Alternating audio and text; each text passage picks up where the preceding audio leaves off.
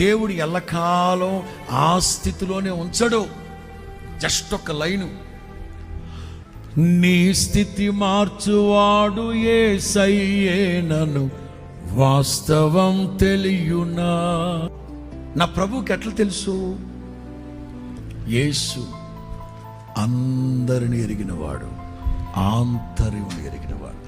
దూరాన సమీపాన ఎవరైతే స్వేచ్ఛగా జీవించలేక ఒకప్పుడు జరిగిన అవమానాలు, నిందలు, దూషణలు, నెగిటివ్ ఆ వేవ్స్, ఆ నెగిటివ్ థింగ్స్, థాట్స్ మీ గుండెల్లో ఇంకా ఉన్నాయా? యేసు నామములో పరిశుద్ధాత్ముడు కొట్టివేయునుగాక, మీలో నూతన విశ్వాసాన్ని రగిలించునుగాక. నేను మీ కొరకు సిద్ధపరచిన అక్కడికి నేను తీసుకెళ్ళి చేరుస్తాను.